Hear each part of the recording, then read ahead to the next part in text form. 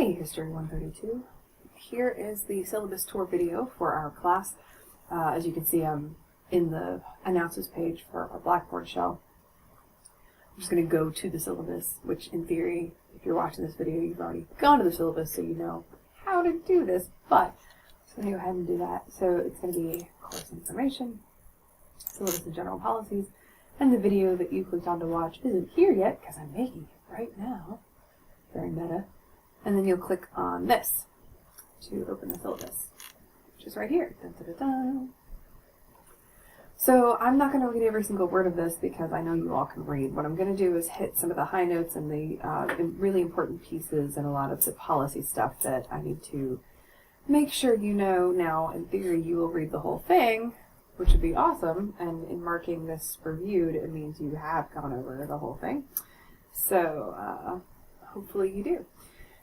All right, so we are in American History 2. We're going to meet on Tuesdays and Thursdays on Blackboard Collaborate as a synchronous online class. So we are online. We meet virtually at set days and times. So we will meet every Tuesday and Thursday at 11 a.m. to 12:13 p.m. via Blackboard Collaborate.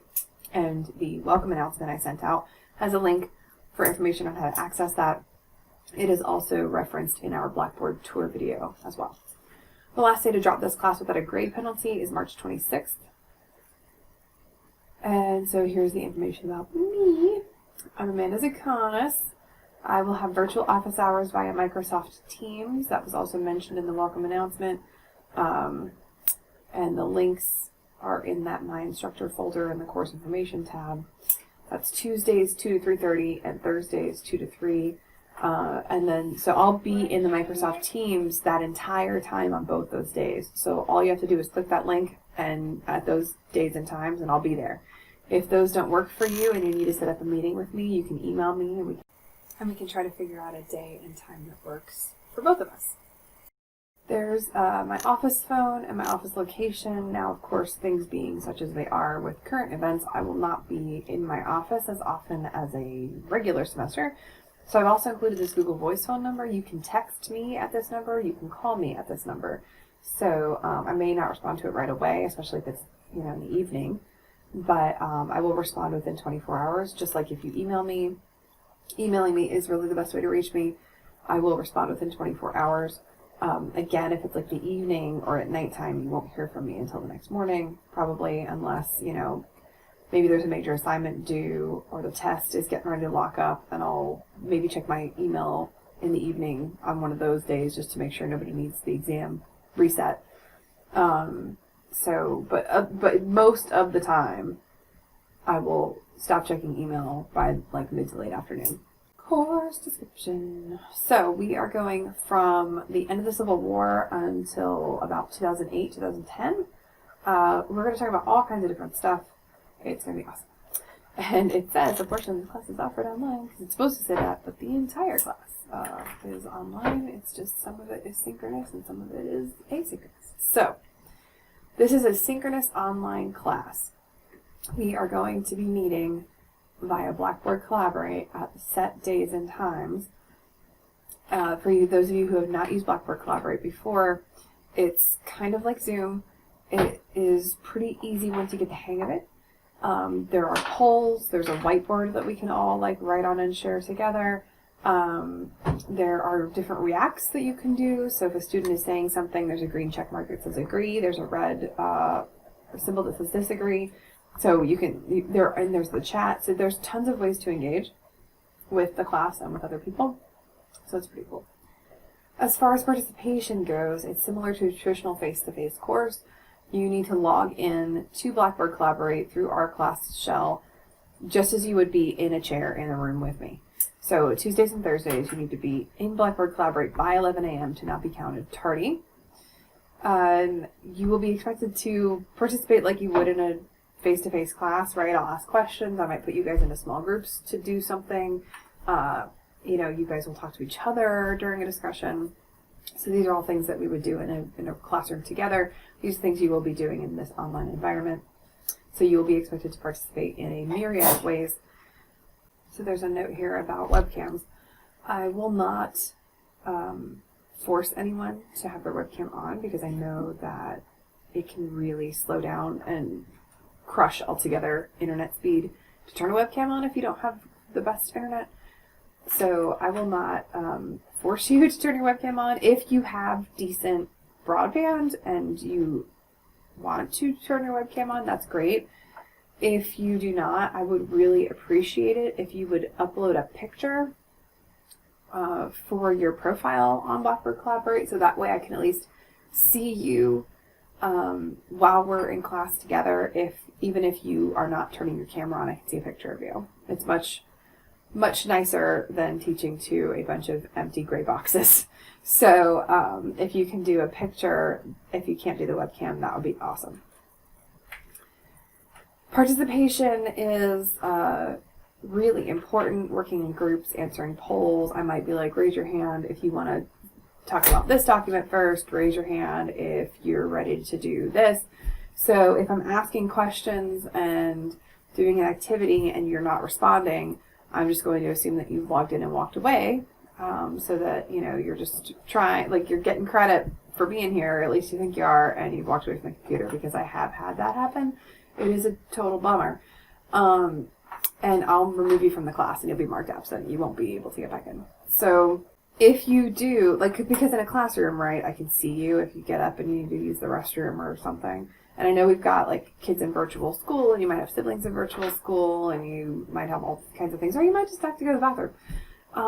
You can private message me in the chat, so you can send something that's not to everyone. It can be just to me as the moderator, and you can just say, Missy, I just need to use the restroom real quick, or Missy, I just got to help my sister with something. And that's fine. If you let me know before you leave the computer, and then I ask a question and you don't respond, as long as it hasn't been like 30 minutes since you said that you were leaving, you're cool. I won't kick you out of the class or anything. This is just to make sure that those of you who are logged in are actually participating in the class. More on why that's so important in a minute. Let's see. All right, so things that you'll be able to do when you're done in here. Writing an argument-driven evidence-based essay, using a correct MLA in text citations and works cited page. You will write a paper, more on that in a little bit. Learning to read, think, and write historically using primary source documents. We have two types of sources really in history. One is primary documents or primary sources, and one is secondary sources. Primary sources are sources written by people who were alive during the time period. So a speech by Frederick Douglass. I'm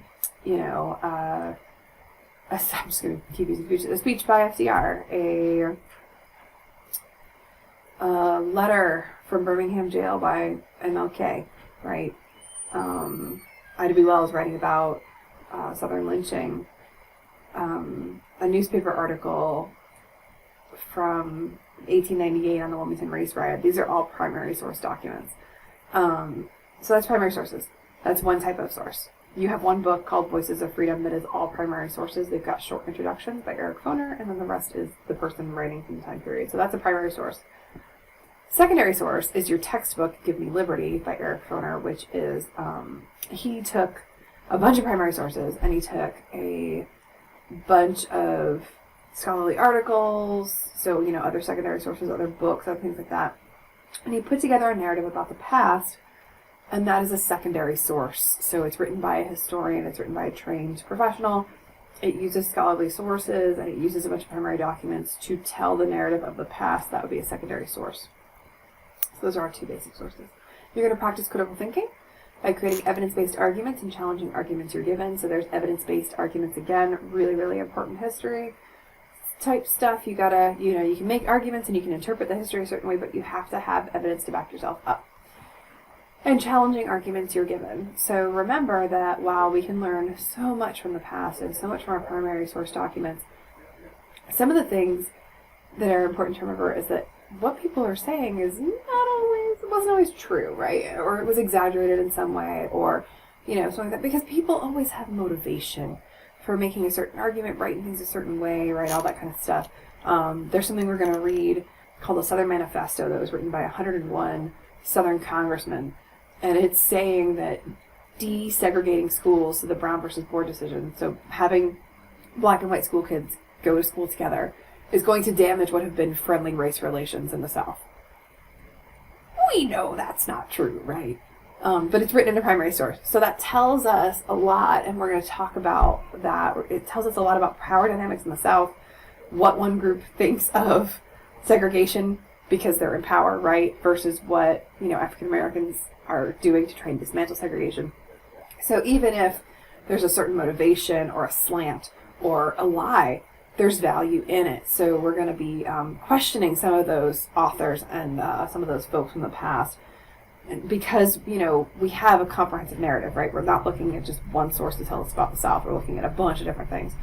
So that is some critical thinking, questioning, not just accepting what you're told, but questioning and investigating. Very important life skill. We're going to use and recognize the concepts of change, continuity, and contingency, which I like to call the 3 C's. Change, obviously, things are going to be different. Continuity, things are going to stay the same. And contingency, one of my favorite things, are these moments of unpredictability and uncertainty in history. It was a time when something could have gone one way and it went a just totally different way. Because history is made up of choices, right? The choices of individuals and groups. And when you're confronted with a choice, you have 2 or more options, right? So there's no guarantee that someone's going to choose a certain thing or to do things a certain way when they have other options. So contingency are these moments where things could have gone one way and they went a totally different way. And that's some of my favorite stuff to talk about. So we're going to talk about that. And let's see, I'm not going to read every single one of these. Historical interpretation, using varieties of evidence to offer perspectives on the meaning of the past. That's definitely going to come in handy when you do your paper, and possibly, probably also your project. Make academic arguments about history using reasons and evidence. I think you're getting a theme here, right? That you're going to make arguments based in evidence. You're going to use the evidence to back yourself up. Let's see, consider questions of class, race, gender, sexuality, region, ethnicity, and culture to evaluate the continuing struggles for equality and access in America. Textbooks. So this is the next section. So we have First Day Access, which is awesome. It's Give Me Liberty and Voices of Freedom. So you have 2 books here. So you have Give Me Liberty, 6th edition, volume 2, ebook, Voices of Freedom, ebook, and you have Inquisitive and Tutorial. So it's all together. There's the ISBN. But you don't have to order anything through the bookstore. There's that First Day Access FAQ that was attached to the welcome announcement. All you have to do is click the book link, any of the links in the class, and it'll prompt you to set up a Norton account. It'll charge you, right, obviously, like you've bought the books, once you click on those links. And then, bam, you're in. So if you do that on the first day and you set up an account, you have access to everything. You don't need a code or any of that stuff. If you just click on the link and set up an account, you're good to go. So you gotta just make sure you click a Blackboard link, one of our links inside the class. Okay. I'll also assign some other things that are on Blackboard that are specified in the reading document. More on that when we do the Blackboard tour. Technology. You have to have a microphone that hopefully works. Most laptops come standard with them. Most laptops come standard with webcams. But again, if that's gonna, mess up your internet. Microphone, unmuting yourself to talk is fine. If you can't, also turn your camera on. Stable internet, definitely encouraged. Let's see. Yeah, there's a Blackboard Collaborate app, which is always good as a backup. Like if you are having internet issues at home, or if you are not at home suddenly for some reason, you can log into class with the Blackboard Collaborate app on your phone because you can dial in. So that's pretty cool. And if you have any questions or concerns about that, please let me know. We are using eText. We are using First Day Access. It is awesome. Everything's all together. I had students for several weeks last semester who were struggling. Like the bookstore ran out of codes and it was just a hot mess. And it was nobody's fault. It just kind of happened. And with the First Day stuff and being able to click on a link and just create an account and bam, you're charged, you're done, you're in. It's awesome. And so that will cut down a lot of the trouble that we had with some of the issues last semester with the books. So you have the option to opt out of having the eText. You have to fill out a form though. There's a form for that, so that's mentioned here. And opting out of the eText doesn't mean you just don't have to buy the book or spend any money. You still would need to get a print copy of the book, and you would need to get a code to use Inquisitive, which is the software for the book that we're going to have lots of participation grades with. So you know, opting out of this does not mean you just don't buy the book. It means you have to buy the book and the code in a different way. If you stick with the first day access, you just click on one of the, like the Give Me Liberty link or the Voices of Freedom link or the First Inquisitive link, it'll prompt you to create an account in Norton, and bam, it'll connect you to the student set. All your grades will go into Blackboard automatically. You'll have access to everything. You will be able to highlight and make notes on your own digital books. It's pretty rad, so if I would recommend going that route if you can. So how do we explain the rise of a modern American nation? Well, a lot of stuff happened. It's funny because we don't go over like a bunch of years. You know, the class is less than 200 years long, but there's so much that happens that we spend a lot of time on all kinds of different things. And so there are a lot of questions we're going to ask ourselves, like what does freedom mean, who is an American, and what is the proper relationship between individuals and government. So questions that are still being asked and argued about here in the United States. We're going to talk about struggles over the meaning of citizenship, the expanding power of government in the American economy and daily life, changing relations of the individual with the community, and the complications of national and international expansion. We're going to begin in the aftermath of the Civil War and end in the days of globalization, each marking the end of an era and the beginning of another. And I'm sure you're like, okay, great, cool, super, how are you going to grade us? Well, here you go. 20% of your grade is going to be participation. Ta-da! Let's see. So, there's going to be inquisitive stuff. I just mentioned that with the book software. And we're going to have other things like I'll break you guys into small groups and we'll read documents and we'll talk, and I'll be like, okay, now that we've gone over these questions and we've talked about the document this way, you know, maybe create your own questions as a group and we'll discuss the documents that way. So then I'll take those questions, you know, you'll turn them in, we'll do them on Blackboard, and I'll grade those as participation. So all kinds of things like that. Throughout the semester, we'll have at least one debate in the class. That'll be a participation grade. And I'm hoping I don't have to give any quizzes. I did have to do that last semester. It is a bummer, but this class, and I'll get to it again in a minute, but the success of this class depends largely on your participation. So if it's dead quiet because no one's reading, I'm going to have to start doing quizzes to give some sort of incentive for you guys to read before we have class so that we can have a discussion, because historians love to read and talk about stuff, so we're going to read stuff and talk about it, and if no one talks, then I don't know what we're going to get out of the class, but it's probably not going to be much, so keep that in mind, please. 40% of your grade is exams. There are 3 of them. They are going to be Blackboard, multiple choice, and short answer, which is identification. Exam 1 is worth 10% of your grade. It says will take place in class. I don't think that's going to be true. Exams 2 and 3 are each worth 15%. It will be administered on Blackboard. So they're probably all going to be on Blackboard. That is from when we used to actually meet in person. So that probably will not, I probably won't have us take a class at Blackboard, or a test at Blackboard Collaborate. It'll probably just all be on Blackboard.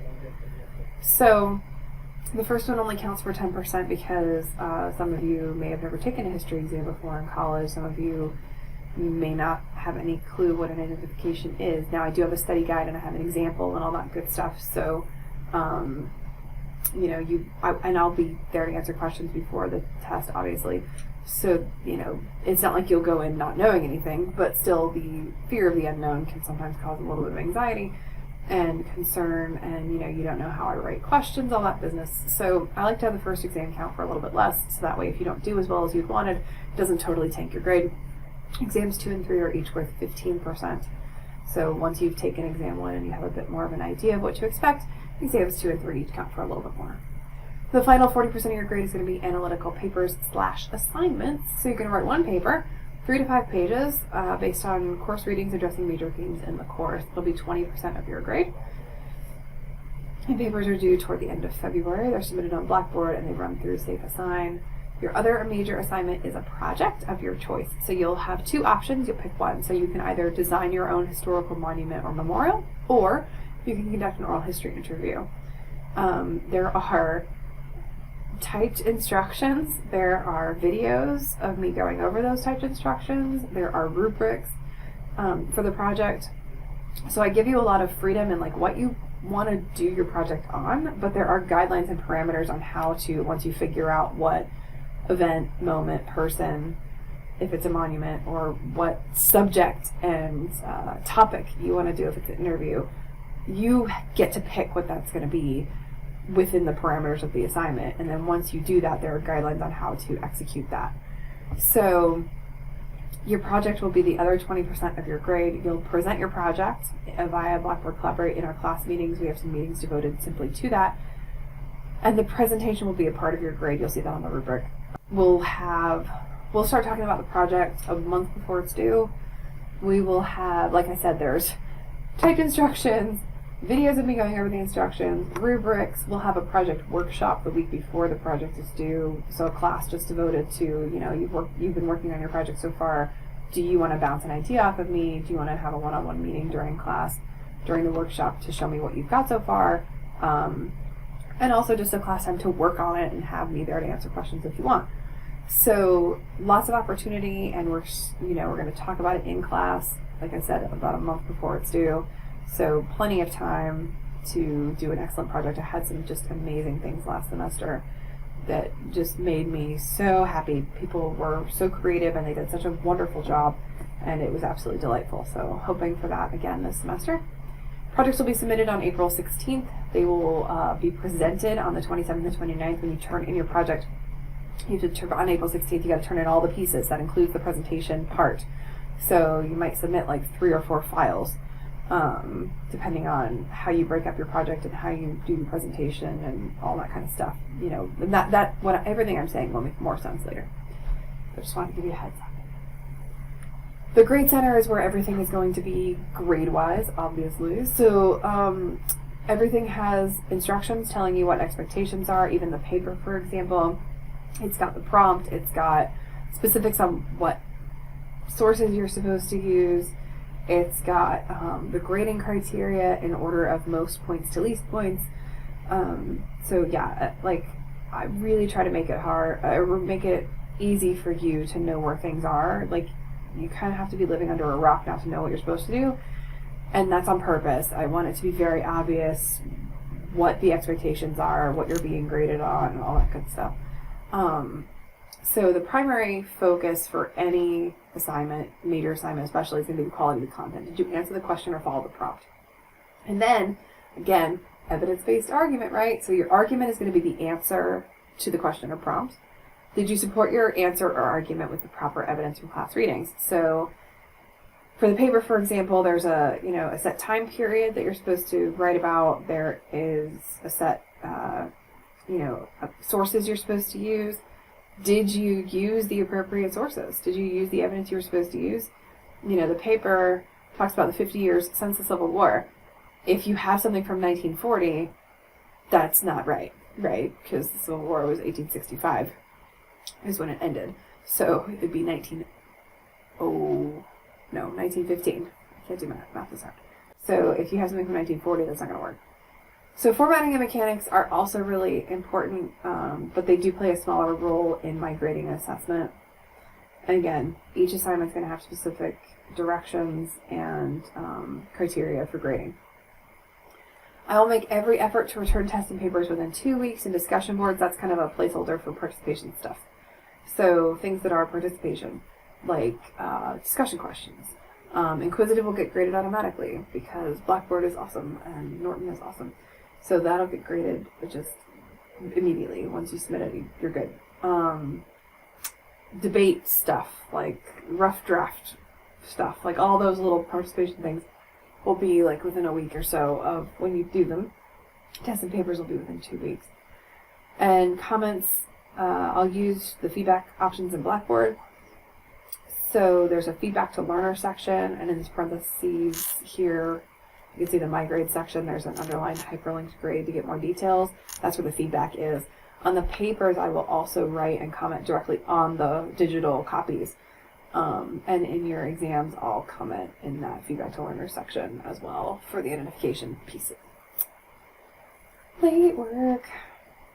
So late work will not be accepted for full credit without a documented excuse. This is something that is urgent or emergent. something that you did not expect or see coming or know about in advance, right? So, you know, a doctor's note, a death in the family, a medical emergency, a dental emergency, your kid got really sick and you had to go pick them up from daycare and you missed class and we did a participation assignment. These are things that are documented excuses. Car accident, you know, like stuff that you can show me a record of something that happened that was urgent or emergent that suddenly came up and caused you to miss class or miss turning in an assignment on time. So again, it's something that you don't know is coming. Okay, if you know you're going on vacation in 3 weeks for the weekend, you're going somewhere, and you know something's due that Sunday, you should probably do it early, right? Because you knew about it already. That's not a documented excuse. That's a plan, and you know, therefore, you need to let me I'll unlock something for you early, right?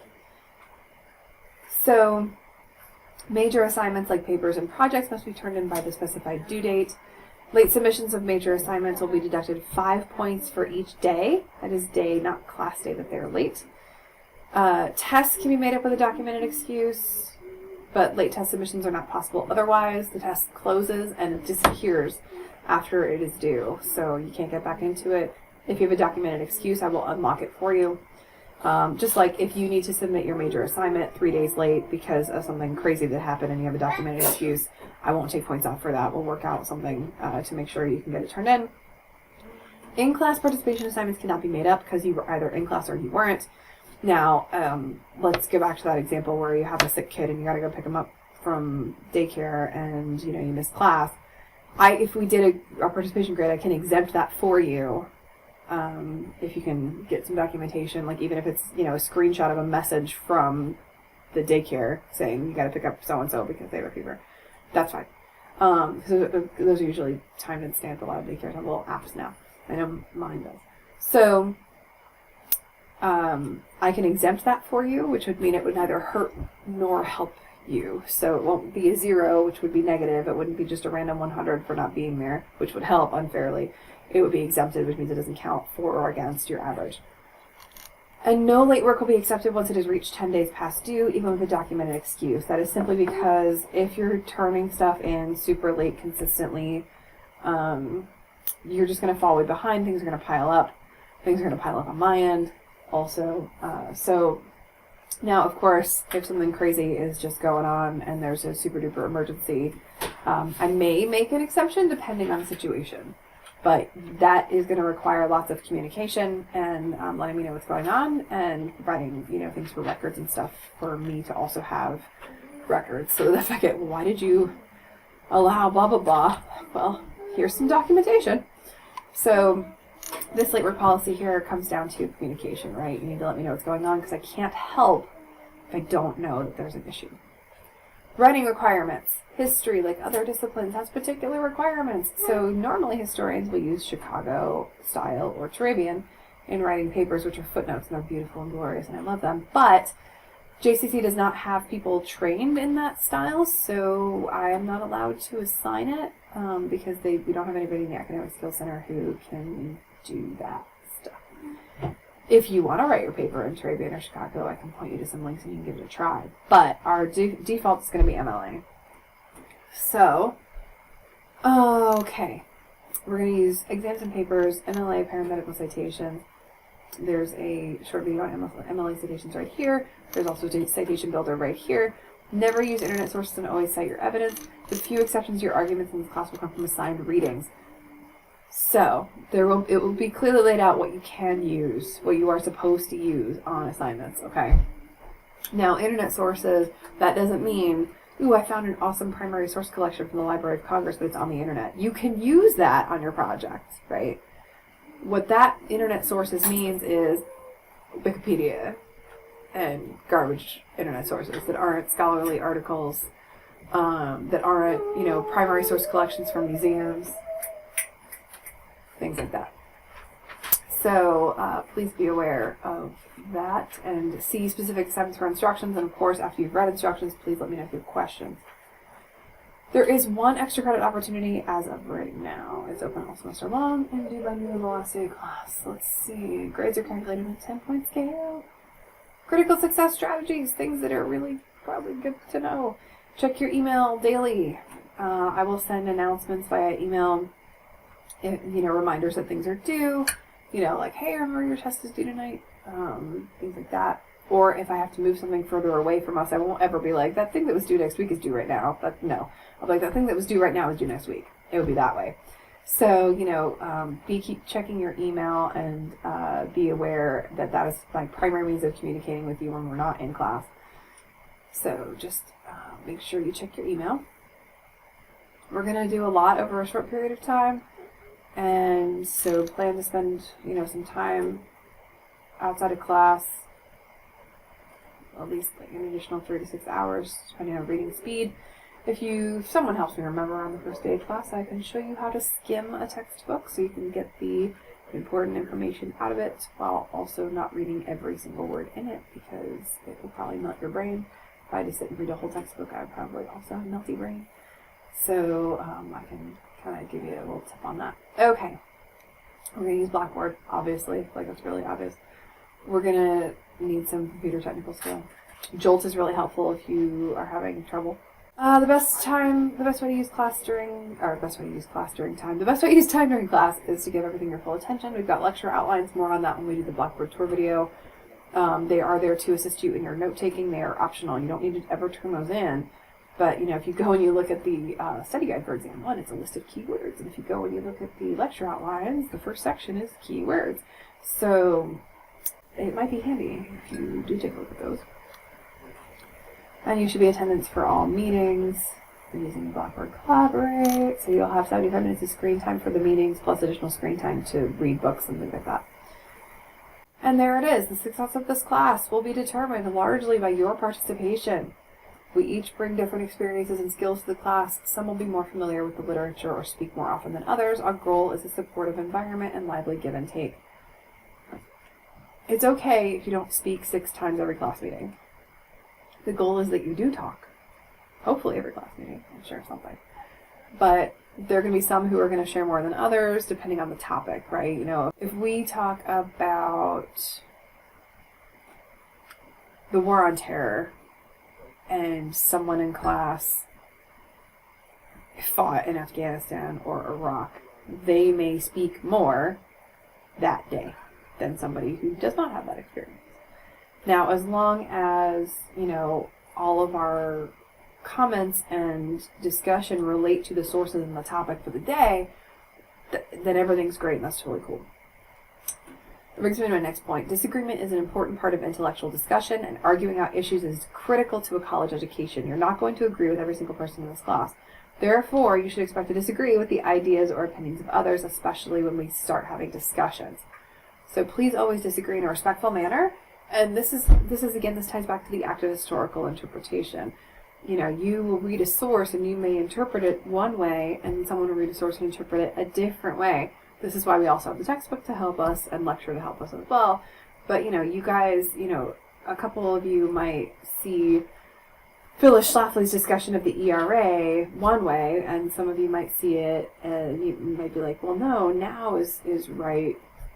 And Schlafly is totally blowing like what the ERA would mean out of proportion. So, and some of you might be like, well, no, I think, there is some cause for concern here in terms of the rights that women had previously had versus what they're going to have now. So, there are totally going to be disagreements in the class, and that's okay. As long as we're respectful when we disagree, it's no problem. And some of the best conversations come from disagreement. Treat others as you would like to be treated, and use respectful language to refer to groups, individuals, and fellow students. We are going to be talking about race. We are going to be talking about gender. We are going to be talking about politics. These are all really hot topics that are still hot topics. So please be respectful when we talk about these things. Plagiarism and cheating will not be tolerated. I hate it so much because it makes me so sad. So you will receive a 0 on the assignment and be reported. I cannot tell you how upsetting it is. And every semester I catch someone. It's so miserable. Like it's awful. Because someone is paying for you to be here. It might be you, it might be a family member, it might be Johnston County. But someone is paying for you to get the skills that come with this course. If you cut and paste a bunch of sections from history.com for your paper, A, it's going to be so easy to catch you. B, you're going to get a 0 and be reported. C, you're robbing yourself of all of those things you're supposed to be learning and getting out of class. So the only thing you're really cheating is yourself out of the education you're supposed to be getting. So it is very upsetting because I know that every one of you is better than that, and every one of you is capable of greatness and success in this class. And I am here to help if you are struggling or have questions, but please don't cheat, please don't plagiarize. Again, the consequences are very, very clearly laid out here, and I do stand by that. So please don't do that. If you have any questions about what constitutes cheating or plagiarism, please ask. We also have a handout in that Getting Started folder that is called Is This Plagiarism? And it has examples of plagiarism. So please take a look at that. If you are unsure, remember that if it does not come directly from your brain, it needs to be cited. That means if you're paraphrasing, so you're taking something from a source and rewording it, that needs to be cited. If you're directly quoting something, that needs to be cited as well. So if you have any questions, just please ask. I'm happy to answer questions about that. Attendance policy. You have to attend class. Shocking, I know. I know you all know that. So you need to be logged in at the start of class. You need to stay until I'm like, okay, bye, everybody. I will take attendance each meeting. Blackboard Collaborate even pulls reports, which is nice. So if I forget for some reason to take attendance, I can just pull the report and see who was there and who was not. You are responsible for material covered in the classes that you miss. So hopefully, you can get up with somebody if you miss class and be like, hey, what did we talk about? And we also have Blackboard. Everything's in Blackboard. So aside from discussion, you should be able to get what you need out of class. And so you can miss up to 2 weeks of class. For us, 2 weeks is 4 classes. So you can miss 4 classes. I don't recommend it. Now, there might be something that happens where you need to miss that many. And that happens. I get it. Again, if it's a documented thing, an urgent or emergent situation, let me know and we'll see what we can do. But once you cross over that 2-week threshold, so you missed 4 classes, that's how many you can miss. You miss class number 5, I have to drop you. I have no choice. It's JCC policy. So even if you had jury duty or you had to work, I have to drop you anyway. So the cool thing, though, is that if you are passing the class, I can reinstate you. So let's say you got sick or somebody got sick or you had to have a surgery or something and you had to miss a few weeks of class. If you were doing things, this is why attending when you can and participating when you can is so important. If you were doing things in the class and doing well in the class and there and participating and everything and passing the class before you missed that time, I can reinstate you. So that's the thing. So that option is there as kind of a fail-safe. Hopefully no one has to use it. And hopefully everybody, attends and doesn't miss more than 4 classes. So that is my hope. But that policy is there for you, and it's all right here. For CCP students, let's see, I know that North Carolina is still having students do state testing. If you have to go and do your ACT or SAT, that is constituted as a documented excuse. I just need the paper from your school or a copy of the paper from your school. You can take a picture of it and email it to me if you need to do state testing. That does work toward a documented excuse. Now, I don't think you have any trips or anything planned, CCP students. I don't think so. But if you do like choral trips or drama trips or band trips or athletics, those do not count as documented excuses and those will count as absent. Luckily, because this is a synchronous class, you can join from just about anywhere. So if you are traveling, you should be able to still come to class depending on the internet situation. So just keep that in mind. Religious or solemn observance policy. There are so many different kinds of religions all over the world, and they're super cool and fascinating, and lots of people have them. If you happen to need to miss class for a religious or solemn observance, there is a form for that. I just need the form at least 2 weeks before the date of the absence. If you miss class for a religious purpose, you will be able to make everything up for full credit. We have, and I'm not sure why, it's all the way on the next page, but we have a faculty first policy here at JCC. I like to call it the everyone is adults policy, because you're all adults. You're college students. You know, you might be 15 years old, but in my class you're a college student, so I'm going to treat you like an adult. So if there is a problem, and you know, some of the ways I'm going to communicate with you is via typed text, right? Announcements, things like that. Tone doesn't often convey well over text. I can be a little sarcastic sometimes, and I know that. If there is a concern with something I've said or done in class, or you know, anything, you know, that you don't particularly feel is positive in the way that I'm doing something, if you know, if you have a problem with how I'm doing something or something I've said, you know, please let me know. Just like if we're having a discussion and you say something and the tone is kind of vague and I'm not really sure what you mean, I might email you and say, hey, you know, you said this in class, I wasn't sure what you meant and it could be interpreted this way. You know, can you let me know kind of what you were thinking there? And easy to resolve miscommunications and things like that. By just communicating, right? So if that happens, you know, reverse that situation. If there's something I do or say that you're not quite sure what the tone meant, or if it's concerning to you, please let me know. Please contact me and let me know. It's a two-way street, communication, and if I have, you know, done something concerning, I want to know that. I want to know that so that I can fix it. So please, let's be adults and talk to each other. Now, if you feel the problem is too big, which luckily I haven't really had this problem, so hopefully I don't again this semester, knock on wood, but if you feel you need to go beyond me, there's a chart here on this last page with the department chair step that you can go to next. And that is, I believe, the syllabus. Ta-da! If you have any questions about any of this, please let me know. Remember that you need to mark this reviewed along with the folder that this is in, which also, you know, below this was the Blackboard tour video as well, so you need to make sure you take a look at that. Marking this whole folder, the Syllabus and General Policies folder, signifies to me that you've gone over the Blackboard tour and you've gone over the syllabus and you've gone over the general policies. So you've reviewed everything in this folder if you mark the Syllabus and General Policies folder reviewed. Remember, the reading breakdown is underneath the Syllabus and General Policies folder. It's got the entire, you know, semester in there. I showed it to you in the Blackboard tour video. So make sure you mark that reviewed as well. Once you mark all those things reviewed that were specified, what I just said is also listed in that welcome announcement, right?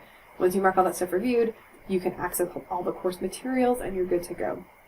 If you have any questions about anything, please let me know, and I look forward to seeing everybody at 11 a.m. I'm just going to assume that you're watching this on the first day of class because that's what I'm asking you to do. So I will see you all shortly for our very first class today, Thursday, at 11 a.m.